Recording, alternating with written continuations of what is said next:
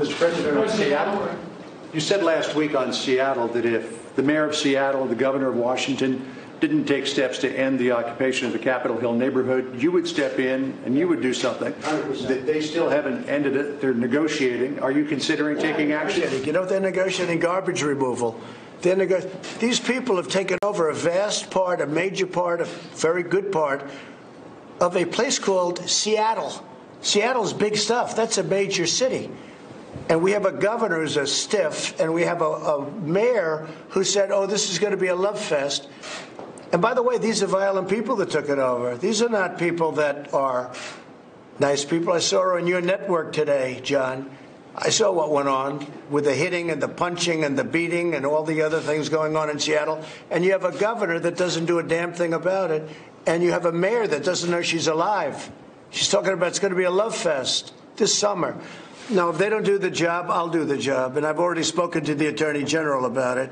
But if they don't do the job, we will do the job. What can you do? About 10 different things, any one of which will solve the problem quickly. Can we go through a whole list or a partial list? We don't have to go through any list. We can do a lot of things. Mr. President. I think it's incredible also that the radical left press doesn't cover it.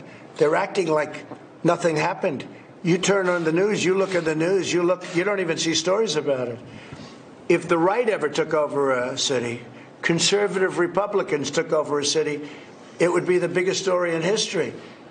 You can't even find stories about Seattle. It's incredible. They've taken over. We'll see. I tell you what, the American public is very angered by that. Seattle is a major, important city, and the Democrats, I guess you say radical left, but it's not even radical left. It's just Democrat. Where we have our problem are Democrat-run cities. If you look at Minneapolis, if you look at other cities that have had trouble, they're Democrat in virtually every case that I can think of. I can't think of one other case. These are Democrat-run cities. Minneapolis, where the police are told to run for your lives.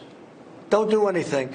And if I didn't get involved and send in the National Guard, and it was at my insistence that they did that, and as soon as I did that, everything stopped in Minneapolis 5 days later. Is there a timeline that you're thinking here, Seattle? There's no timeline. We're watching it very closely. These are violent people that are dealing violently, and I think what I'd like to see before we do something, I'd like to see the press get in and cover it, because it's not that they're covering it badly, they're hardly covering it all. Think of this.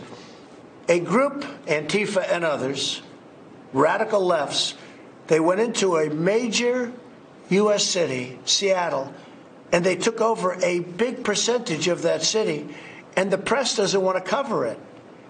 And we have a mayor who's scared stiff. She doesn't know what's happening. We have a governor that's one of the most overrated politicians in the country. He just ran for president. He got less than 1%. He actually probably, I would have said less than 0, but I'm not sure that's possible. He got nothing. He got no votes, nothing. The whole thing, the guy was out there fighting. At the end, he got 0, right? 0. So he failed. And now he goes back, and they take over a city, and he doesn't say anything about it. Worse, he said he didn't hear it. A day later, he said, I didn't hear anything about it. They took over a city, Seattle, and he said, I didn't hear anything about it. So look, the governor has to call out the troops, do what he has to do, has to call out the National Guard, has to do something. Because, you know, the problem with what happened in Seattle is it spreads. And all of a sudden they'll say, let's do some other city, and let's do another one. And we're not going to let it happen. So timing-wise, hey, we're all set to go. We're watching the process. But the most amazing thing about the process is how the fake news media doesn't want to cover it. To me, that's the most amazing thing. Thank you all very much. I appreciate it.